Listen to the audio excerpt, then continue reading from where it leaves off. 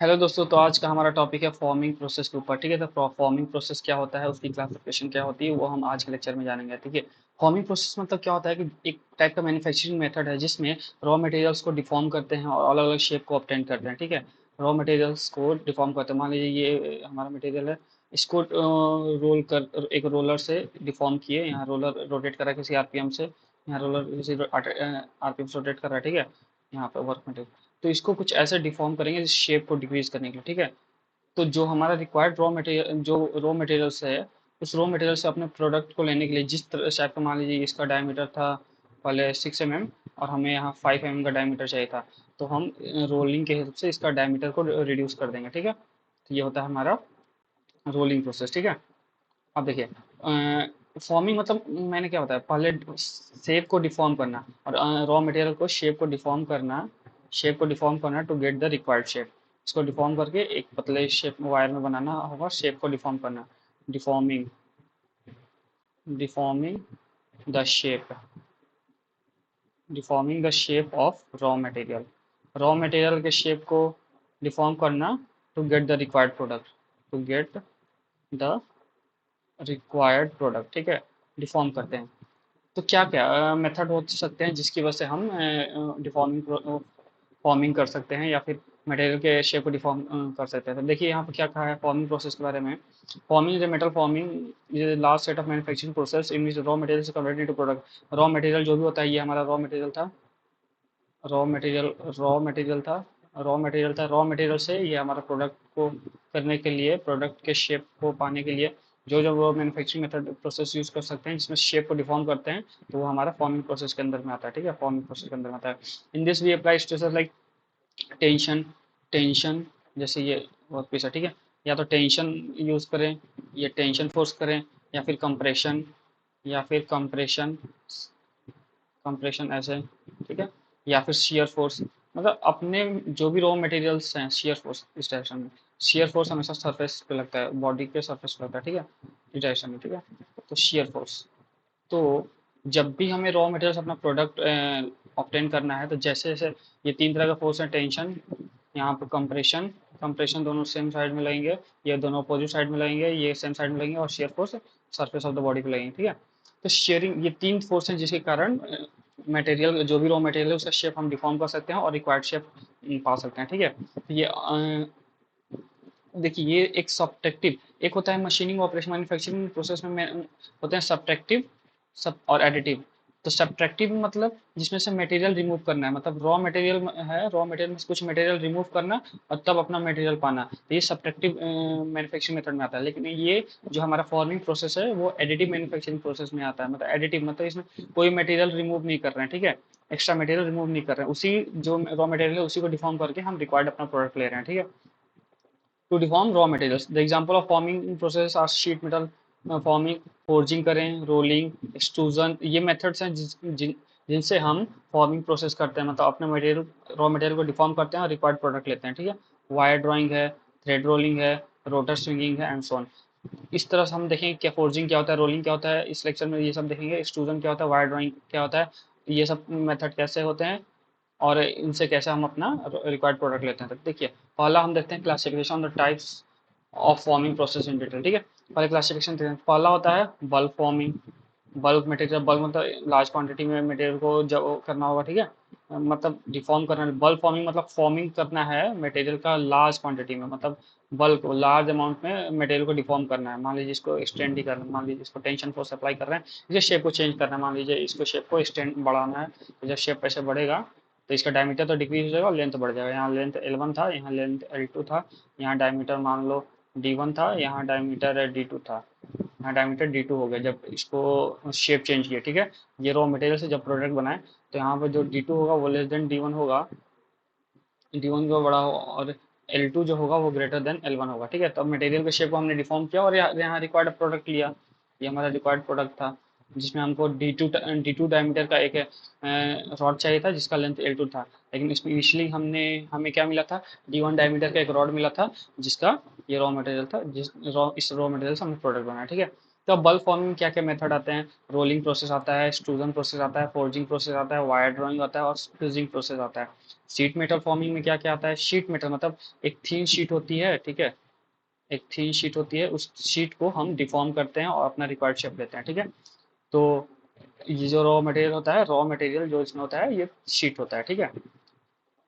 देखिए अब यहाँ पर क्या क्या बेंडिंग प्रोसेस है, डीप ड्राइंग प्रोसेस है, शेयरिंग प्रोसेस है। इन तीन प्रोसेस से फॉर्मिंग प्रोसेस से हम अपने रॉ मटेरियल से रिक्वायर्ड प्रोडक्ट लेते हैं। तो पहले हम देखते हैं बल्क फॉर्मिंग क्या होता है, ठीक है।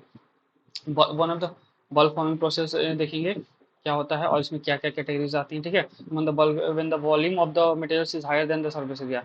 बल्क फॉर्मिंग ये कहते हैं कि जब वॉल्यूम, ये देखिए बोला है जब वॉल्यूम ऑफ द मेटल, मान लीजिए ये एक वर्क पीस है, ठीक है, इसका जो वॉल्यूम है ये मान लेते हैं क्यूब है, ठीक है। तो क्यूब का वॉल्यूम कितना होगा? वॉल्यूम कितना होता है? एक क्यूब होता है, ठीक। एरिया, सरफेस एरिया कितना होता है? 6a² होता है, ठीक है। तो जब बोल रहा है कि व्हेन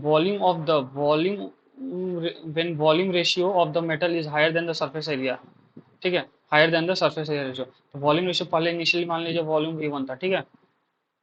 बाद में हमने यहाँ पर इसको डिफॉर्म किया, यहाँ V2 था, इसका एरिया A1 था, इसका एरिया A2 था, ठीक है। वॉल्यूम V1 और V2, ठीक है। तो वॉल्यूम जो ratio is higher than the area, surface area का रेशियो क्या हो जाएगा? A1/A2। सरफेस एरिया इसका ये इतना था, ठीक। अब इसका सरफेस एरिया इतना हो गया है। इससे जब वॉल्यूम का रेशियो होगा, ठीक है, तब हम फोर्जिंग, ये बल्क फॉर्मिंग प्रोसेस यूज करते हैं, ठीक है। इसमें रोलिंग रोलिंग में पहला आता है कि rolling is one of the, इसमें क्या करते हैं कि रोलिंग प्रोसेस क्या आता है, जैसे दो स्पिंडल हैं, ठीक है, ये दो स्पिंडल हैं, ये दो स्पिंडल है, ठीक है। ये दो स्पिंडल से एक मेटल को पास करते हैं, ठीक है। ये वर्क पीस हमारा है, रॉ मटेरियल, ये हमारा वर्क पीस बोले या फिर रॉ मटेरियल को जब पास करते हैं दो रोलर से, ये दो रोलर रोटेट कर रहे हैं, मान लीजिए ये 500 आरपीएम से रोटेट कर रहा है, और ये भी मान लीजिए ये इस डायरेक्शन रोटेट कर रहा है, तो ये इस डायरेक्शन रोटेट करेगा, ठीक है, ठीक है। ये भी मान लीजिए 500 आरपीएम से रोटेट कर रहा है, ठीक है। दोनों सेम स्पीड से रोटेट करेंगे, वरना यूनिफॉर्म ये जो है, ये जो थिकनेस का शीट का थिकनेस मिल के आ रहा है यहाँ, ये यूनिफॉर्म नहीं मिलेगा, ठीक है। ये मान लीजिए किसी मोटर से कनेक्टेड है, मोटर से कनेक्टेड है, ठीक है। ये भी किसी मोटर से कनेक्टेड होगा, ये भी किसी मोटर से कनेक्टेड होगा। 500 आरपीएम दोनों रोटेट होता है। जब रॉ मटेरियल इसको इससे पास करते हैं, इस रॉ मटेरियल को इससे पास जब करेंगे, तो यहाँ से इसका शेप डिफॉर्म हो रहा है, देखिए शेप डिफॉर्म हो रहा है ऐसे, शेप डिफॉर्म होकर ये पतला शीट टाइप का मिल रहा है, ठीक है। तो ये हो गया हमारा रोलिंग प्रोसेस, ठीक है। अब देखते हैं एक्सट्रूजन प्रोसेस क्या होता है। एक्सट्रूजन एक्सट्रूजन मीन्स एक्सट्रूड करते हैं मतलब कि देखिए यहाँ पे इसमें फिगर में समझाते हैं कि यहाँ पर एक कंटेनर है, ठीक है, एक कंटेनर रहता है, ठीक है, ऐसे एक कंटेनर है हमारे पास, ठीक। एक कंटेनर रहेगा इधर, इस कंटेनर में यहाँ पे एक ऐसे फिक्सर लगा देंगे जो फिक्स करेगा, जो मूवमेंट को रोकेगा आगे की तरफ, ठीक है। और यहाँ पर ऐसे लगा देंगे जिस, अब ये फिक्सर लगाए, अब जिस रिक्वायर्ड साइज में हमको चाहिए था, जितना डायमीटर है उतना डायमीटर का हम यहाँ ब्लॉकिंग लगा देंगे, ब्लॉकिंग लगा दिया, ठीक। मतलब ब्लॉकिंग मतलब ये जो भी मटेरियल यहाँ से पास करेगा इतने ही डायमीटर में पास करेगा, ठीक है। ये जब भी मटेरियल पास करेगा तो इतने ही डायमीटर में, ब्लॉकिंग साइज बढ़ा सकते हैं, ब्लॉकिंग साइज ज़्यादा रखेंगे तो और इसकी डायमीटर जो है ये स्मॉल डी और कम हो जाएगी, ब्लॉकिंग साइज छोटी रखेंगे तो डायमीटर स्मॉल डी की वैल्यू थोड़ी ज़्यादा होगी, ठीक है। तो यहाँ पर ये हमारा कंटेनर था, ये सिलिंड्रिकल कंटेनर भी हो सकता है, क्यूबॉइडल भी हो सकता है, ठीक है। तो यहाँ पर हमारा मान लीजिए हमने बिलेट को रखा अपने, यहाँ जो बिलेट था, बिलेट किसको बोलते हैं? जो रॉ मटेरियल, जिस रॉ मटेरियल से हम अपने मटेरियल को डिफॉर्म कर रहे हैं, यहाँ पर बिलेट, ये हमारा बिलेट था, ठीक है, ये बिलेट था, ठीक। ये बिलेट जो रॉ मटेरियल जिसको हमको डिफॉर्म करना था, और ये डिफॉर्म होने के बाद ऐसा शेप निकल रहा है, ठीक है, इसका ऐसा शेप निकल रहा है, ठीक है। अब देखिए यहाँ से एक रैम लेते हैं, रैमिंग और रैम फोर्स लगाते हैं। एक रैम होता है, ठीक है, यहाँ से और हाइड्रोलिक प्रेस के थ्रू या फिर कोई भी मैकेनिज्म हाइड्रोलिक प्रेस यूज़ कर ले, या फिर बाई हैंड तो नहीं हो पाएगा, बट हाँ हाइड्रोलिक प्रेस से हो जाएगा, ठीक है। एक फोर्स लगाते हैं इस डायरेक्शन फोर्स लगाते हैं, ये जो रैम है, रैम ये इस पर फोर्स लगाएगा, इस पर फोर्स लगाएगा, तो जो बिलेट है, बिलेट मूव करना चाहेगा, ये स्टॉपर जो लगा हुआ है, स्टॉपर स्टॉपर ये स्टॉपर होता है, ठीक है, ये स्टॉपर होता है, और ये जो है ये वाला ये डाई है, ठीक, ये डाई है और ये स्टॉपर है, स्टॉपर, ठीक है। तो जैसे ही पास करेगा रैम फोर्स लगेगा, तो ये बिलेट इससे पास होना चाहेगा, तो इससे जब पास होगा इसके साइज का रिडक्शन हो जाएगा, इसके डायमीटर का रिडक्शन हो जाएगा, ठीक है। और ऐसे पास करेगा, तो इसी को बोलते हैं, मतलब हम जो डायमीटर कैपिटल डी था वहाँ उसको डिफॉर्म करके स्मॉल डी डायमीटर का रॉड बना दिया, ठीक है। तो ये इसको बोलते हैं हम एक्सट्रूजन प्रोसेस। मतलब इसमें रोलिंग में क्या था, दो स्पिंडल का यूज करते थे, दो स्पिंडल का, रोलिंग में दो स्पिंडल, दो रोलर, दो स्पिंडल, नहीं दो रोलर बोलिए, दो रोलर, दो रोलर का यूज करते थे, मटेरियल को लेते थे, वो डिफॉर्म होकर ऐसे निकलता था, और यहाँ से रिक्वायर्ड साइज मिलता था, ठीक है, यहाँ से जो भी, ठीक है। तो यहाँ से इसको पास करते थे, ठीक है, इस डायरेक्शन में, ठीक है। ये रोलर था, रोलर रोटेट करता था, ठीक है। यहाँ से रोलर मोटर से कनेक्टेड था, यहाँ भी रोलर मोटर से कनेक्टेड था, ठीक है। ये हाईली हाई आरपीएम पे रोटेट, 500 आरपीएम या फिर 1000 आरपीएम, जितना जैसा रिक्वायरमेंट चाहिए, जैसा स्पीड ऑफ प्रोडक्शन चाहिए, उसके हिसाब से हम स्पीड रखते हैं, ठीक है। और रोलर से पास करते हैं और अपना रिक्वायर्ड मटेरियल स्मॉल डायमीटर का लेते हैं, ठीक है। ये था हमारा रोलिंग प्रोसेस। ये था एक्सट्रूजन प्रोसेस कैसे होता है। अब देखते हैं फोर्जिंग प्रोसेस में क्या होता है। फोर्जिंग, ये फोर्जिंग प्रोसेस क्या होता है, ठीक है। तो फोर्जिंग प्रोसेस में क्या होता है कि देखिए, पहले देखा कि एक बार रोलर हमने यूज किया, फिर एक बार कंटेनर में दो तो डाई लगाया दोनों तरफ, और फिर मेटल को पास किया उससे, ठीक है। लेकिन एक्सट्रूजन में क्या होता है कि देखिए, स्टार्टिंग स्टेज में यहाँ पर जिस शेप का चाहिए मटेरियल, ठीक है, जिस शेप का मटेरियल चाहिए तो उस शेप में ऐसे रख देते हैं, ठीक है। एक डाई रहता है, एक डाई रहता है, उस पे मटेरियल को ऐसे रख देते हैं कि वाइडर मटेरियल को रख दिया इस पे, ठीक। स्टार्टिंग फेज में ऐसे ही रहेगा, ठीक है, मटेरियल स्टार्टिंग में मटेरियल को ऐसे रख देंगे, ठीक। और इस पे फिर फोर्स लगाएंगे ऊपर से, ठीक है, विथ वेलोसिटी। कोई भी हाइड्रोलिक प्रेस है या फिर कुछ भी है, या फिर रैम है, जो भी है उससे फोर्स लगाएंगे, इस पे फोर्स लगाएंगे। तो क्या होगा कि मटेरियल धीरे धीरे डिफॉर्म होना स्टार्ट करेगा, अंदर की तरफ दबेगा, अंदर की तरफ दबेगा। ये था स्टार्टिंग वाला पार्ट, ठीक है। जब अंदर की तरफ दबेगा तो मटेरियल हमारा कुछ ऐसा हो जाएगा, दब के ऐसे, ऐसे साइज का दब कर अंदर से ऐसा साइज का बनना है, ठीक है, ये साइज। तो हमारा ये इंटरमीडिएट स्टेज था, यहाँ पर बना, ठीक। ये ऐसे इंटरमीडिएट स्टेज था जिसमें हमारा मटेरियल का शेप डिफॉर्म हुआ, ठीक है। ये इंटरमीडिएट स्टेज था। फिर यहाँ पर जब पूरा फाइनल स्टेज में क्या हो गया, ये फाइनल स्टेज में क्या हो गया, जब अपर डाई लोअर डाई एकदम क्लोज आ जाते हैं और यहाँ से फ्लैश पॉइंट मिलता है, फ्लैश पॉइंट वो बहुत ही कम, यहाँ देखिए स्पेसिंग ज़्यादा है, यहाँ स्पेसिंग और ज़्यादा है, यहाँ मान लीजिए स्पेसिंग, मान लीजिए यहाँ T1 है, यहाँ T2 है, तो T1 स्पेसिंग ज़्यादा था T2 से, लेकिन यहाँ पे जो स्पेसिंग जो है बहुत ही कम है, बहुत ही कम है। ये वाली स्पेसिंग इसको बोलते हैं। तो यहाँ पर फ्लैश, इसे फ्लैश पॉइंट बोलते हैं या फिर फ्लैश स्पेस बोलते हैं, ठीक है। तो अपर डाई और लोअर डाई के को आपस में इतना फोर्स से, इतना वेलोसिटी और इतना फोर्स करते हैं कि ये अपना रिक्वायर्ड शेप मिल जाता है फाइनल स्टेज में, ठीक है। नेक्स्ट आते हैं, नेक्स्ट हमारा बल्क फॉर्मिंग प्रोसेस है वायर ड्राइंग।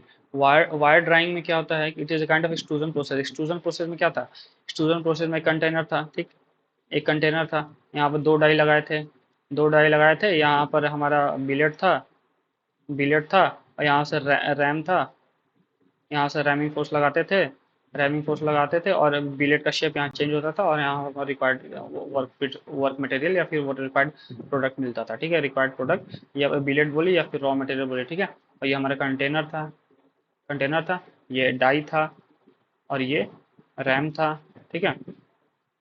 तो जब वायर ड्राइंग में क्या होता है, वायर ड्राइंग में भी हमारा सेम प्रोसीजर है, ठीक है, लगभग सेम है, लेकिन इसमें जो हमारा डाई यूज करते हैं, यहाँ पर हमारा रेक्टेंगुलर या फिर क्यूबॉइडल डाई यूज होता है। यहाँ पर ये जो होता है, ये डाई या तो रेक्टेंगुलर होता है या तो क्यूबॉइडल होता है, ठीक है, इन शेप होता है, ठीक है। लेकिन यहाँ पर हम टेपर शेप यूज करते हैं, देखिए ये वाला बता रहा हूँ। ये यहाँ पर जो हमारा डाई होता है वो टेपर शेप में होता है, हल्का सा। टेपर शेप इसलिए बनाते हैं कि हम, मान लीजिए टेपर शेप, यहाँ पर तो बिलेट हमारा रेक्टेंगुलर क्यूबॉइडल या फिर रेक्टेंगुलर बिलेट था, उसका जब हमने वायर बनाया या फिर उसको जब डिफॉर्म किया ऐसे, जब ऐसे डिफॉर्म होता है यहाँ पर शार्प कॉर्नर मिलेगा, जब ऐसे डिफॉर्म हुआ, ये बिलेट था, जब ऐसे ये डिफॉर्म हुआ तो यहाँ पर शार्प कॉर्नर मिलेगा, ठीक है, ये शार्प कॉर्नर मिलेगा, ठीक। बिलेट था, यहाँ से जब डिफॉर्म किया इसको तो, ठीक है, लेकिन वायर ड्राइंग में क्या होता है कि हम मटेरियल कुछ इस तरह डिफॉर्म करते हैं कि वो टेपर शेप में निकलता है, ठीक है, ऐसे। इसलिए हम डाई को थोड़ा टेपर शेप में रखते हैं, लेकिन तो यहाँ शार्प कॉर्नर नहीं मिलते हैं, शार्प कॉर्नर नहीं मिलेगा। तो मान लीजिए कोई भी हमने प्रोडक्ट बनाया, ठीक है, अगर उसमें शार्प कॉर्नर रहेगा तो एस्पिरिटीज का मूवमेंट ज़्यादा होगा, एस्पिरिटीज ज़्यादा तो स्ट्रेस स्ट्रेस का एलोकेशन ज़्यादा होगा, स्ट्रेस एलोकेशन होगा तो फेलियर जल्दी होगी। Sharp corner leads to failure, क्योंकि स्ट्रेस कंसंट्रेशन यहाँ बढ़ जाएगा, ठीक है। जहाँ भी शार्प कॉर्नर रहेगा तो स्ट्रेस कंसंट्रेशन बढ़ जाएगा। स्ट्रेस कंसंट्रेशन बढ़ जाएगा तो थोड़ा सा भी लोड अप्लाई एक्स्ट्रा लगेगा, अलाउबल लेवल या फिर अलाउबल लिमिट या फिर परमिजिबल लिमिट या फिर मैक्सिमम लिमिट से जैसे भी लोड लोड बढ़ा तो शार्प कॉर्नर की वजह से यहाँ स्ट्रेस कंसंट्रेशन होगा, स्ट्रेस कंसंट्रेशन की वजह से यहाँ फेलियर हो जाएगा, कंपोनेंट का फेलियर हो जाएगा, ठीक है। तो इसीलिए हम शार्प कॉर्नर को अवॉइड करने के लिए, यानी एक्सट्रूजन से अच्छा, ये था एक्सट्रूजन था, एक्सट्रूजन से अच्छा हम यहाँ पर वायर ड्राइंग यूज करते हैं, ठीक है। तो वायर ड्राइंग में क्या होता है कि टेपर शेप का हमने बनाया, यहाँ पर देखिए, यहाँ पर टेपर शेप का बनाया था, ठीक है। टेपर शेप का लिया था, टेपर शेप का हमारा डाई था, डाई जो था टेपर शेप का था, उससे वर्कपीस मटेरियल को हमने पास किया, या फिर जो भी रॉ मटेरियल था उस रॉ मटेरियल को हमने पास किया तो यहाँ टेपर शेप में मिला। जब टेपर शेप में मिला, हमारा फोर्स से पुल किया था, फोर्स एफ से पुल किया था वायर, तो ये रॉड मिल गया टेपर शेप में। यहाँ पर देखिए, यहाँ पर कोई भी शार्प कॉर्नर नहीं है, शार्प कॉर्नर नहीं है ना, ये ऐसे आ रहा है और ऐसे टेपर शेप में बन रहा है, तो कोई स्ट्रेस कंसंट्रेशन नहीं होगा, स्ट्रेस कंसंट्रेशन नहीं होगा, स्ट्रेस कंसंट्रेशन नहीं होगा तो जब भी लोड अप्लाई करेंगे या फिर किसी भी इस जो भी प्रोडक्ट मिला, हमारा प्रोडक्ट को किसी भी एप्लीकेशन लेंगे, जब भी इस पर लोड अप्लाई करेंगे तो स्ट्रेस कंसंट्रेशन नहीं होगा, स्ट्रेस कंसंट्रेशन नहीं होगा तो फेलियर होने के चांसेस नहीं रहेंगे, फेलियर होने के चांसेस कम रहेंगे, ठीक है। ये था हमारा, ठीक है, ये था वायर ड्राइंग, ठीक है, वायर ड्राइंग प्रोसेस था, ठीक है। अब देखते हैं स्क्वीजिंग क्या होता है। स्क्वीजिंग ये हमारा नेक्स्ट बल्ब फॉर्मिंग प्रोसेस है, ठीक है। स्क्वीजिंग में क्या करते हैं कि देखिए, इसकी जो मतलब एक डाई, वन डाई यूज किया जाता है, डाई इज क्लोज टाइप, इसमें क्लोज टाइप डाई होता है, ठीक है। ये डाई की कैविटी है, यहाँ पे देखिए ये डाई की कैविटी है, ये वाली, ये कैविटी है डाई की, ठीक है। ये फिक्स हाफ डाई है, ये हाफ डाई है, ठीक है, और ये हाफ डाई है, ठीक है। देखिए कुछ ऐसे रहता है, ये ऐसे रहता है, ठीक, ये होता है फिक्स्ड, इसको फिक्स्ड किया जाता है, ठीक है। फिक्स्ड हाफ डाई इसको बोलते हैं, हाफ डाई बोलते हैं। और यहाँ पर जो होता है वो मूविंग डाई होता है, ठीक है, मूविंग डाई होता है, ये हमारा मूविंग डाई होता है, ये मूव करता है, ठीक है, ठीक है। तो यहाँ से हमने क्या किया, एक मेटल प्लंजर, यहाँ एक प्लंजर है, और जो भी हमारा वर्कपीस मटेरियल है, the die should be close, at first the die is to be heated, die को पहले हीट करते हैं, ठीक है। ये जो हाई डाई है इनको हीट करेंगे, ठीक है, हीट करेंगे, ठीक है। When the metal is going to solid and then the other part die is placed on the first part die part and compressive force is applied, ठीक है। एक को एक दूसरे के ऊपर रखते हैं, ठीक है। जब फिक्स करके इसमें मेटल को पोर करेंगे, मेटल को जब पोर करेंगे, जो भी वर्कपीस मटेरियल को रखा, वर्कपीस मटेरियल को पोर किया या फिर वर्कपीस मेटल को रखा, जो भी हाईली डक्टाइल मटेरियल को रखेंगे ताकि इजीली डिफॉर्म हो जाए, और इसको फोर्स लगाएंगे, इसे फोर्स लगाएं तो ये जो रिक्वायर्ड शेप है ना, ये डिजाइन टाइप का, इस डिजाइन में ये हमारा वर्कपीस मटेरियल यहाँ पर मिल जाएगा, ठीक है। हमने क्या किया, पहले इसको फिक्स रखा, ठीक, फिक्स रखा, इसको मूविंग था, ठीक है, इसको फोर्स से अप्लाई किया, ऊपर से मूव किया, तो जो भी वर्क यहाँ प्लंजर ऐसे था, ठीक है, ये प्लंजर यहाँ पर ऐसे है, ठीक है। इस प्लंजर ये जब ऊपर की तरफ मूव करेगा, ये जो प्लंजर है, ये जो प्लंजर ऊपर की तरफ मूव करेगा, तो अपना जो ये भी मटेरियल, जो भी लिक्विड मटेरियल यहाँ कंटेन किया है, ये ऊपर की तरफ सप्लाई करेगा यहाँ पे, इस रीजन में जाएगा, तो फिर ऊपर से हम फोर्स अप्लाई करेंगे, तो और इसको थोड़ी देर के लिए सॉलिडिफाई कर देंगे, तो ये हो जाएगा हमारा स्क्वीजिंग प्रोसेस, मतलब स्क्वीज कर जाएगा। जो मटेरियल है, जो वर्कपीस था, मान लीजिए जो भी वर्कपीस था, वो स्क्वीज कर जाएगा एक पर्टिकुलर शेप में, ठीक है, स्क्वीज कर जाएगा, स्क्वीज हो गया, स्क्वीज कर जाएगा, ठीक है, स्क्वीजिंग, ठीक है। अब देखिए शीट मेटल फॉर्मिंग क्या होता है, अनदर ये इंपॉर्टेंट प्रोसेस है शीट मेटल फॉर्मिंग, वो बल्क फॉर्मिंग प्रोसेस है, ये शीट मेटल फॉर्मिंग है, work due to either the tensile force की वजह से होता है या फिर शेयर फोर्स की वजह से होता है, ठीक है। शीट मेटल ये मान लीजिए शीट है, ठीक, तो या तो इसमें टेंसाइल फोर्स की वजह, देखिए वहाँ रॉड था, ठीक, रॉड में टेंसाइल फोर्स भी लग सकता है, ठीक, कंप्रेसिव फोर्स भी लग सकता है, ठीक, कंप्रेसिव फोर्स, या फिर शियर फोर्स भी लग सकता है, ठीक। लेकिन शीट मेटल में हमारा या तो टेंसाइल फोर्स लगेगा, या तो शियर फोर्स लगेगा ऑन द सरफेस, ये शियर फोर्स लगेगा, ठीक है। यहाँ पे ये शियर फोर्स था। ये तीन पॉसिबिलिटी थे बल्क फॉर्मिंग वाले में, शियर फोर्स भी लगेगा, टेंसाइल फोर्स भी लगेगा, कंप्रेसिव फोर्स भी लगेगा। लेकिन शीट मेटल फॉर्मिंग में या तो फोर्सेस टेंसाइल होंगे या तो शियर फोर्स होंगे, ठीक है। This forces can be used in hydraulic press, hydraulic press से ये फोर्स अप्लाई किया जाता है, ठीक है। टेंसाइल फोर्स या फिर शियर फोर्स हाइड्रोलिक प्रेस से कर सकते हैं in order to obtain the required product from the shift. However, more steps like switching, bending and so on induced in the process.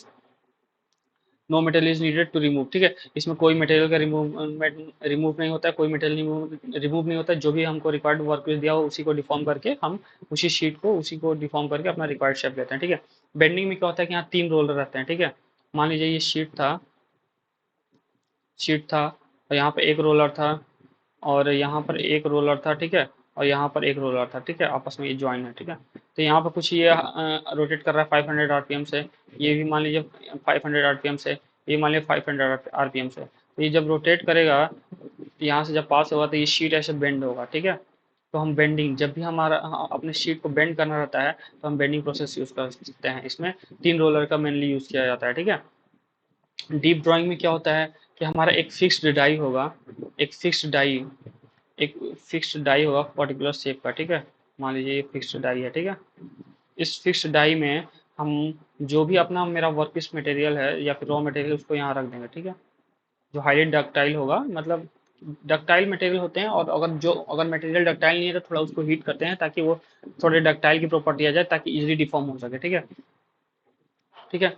तो यहाँ से हम एक ब्लैंक होल्डर, जैसे यहाँ वर्कपीस को रख दिया, ये रॉ मटेरियल को रख दिया, रॉ मटेरियल या फिर वर्कपीस बोलिए, वर्कपीस को रख दिया तो एक ब्लैंक होल्डर होता है, ठीक है, ब्लैंक होल्डर।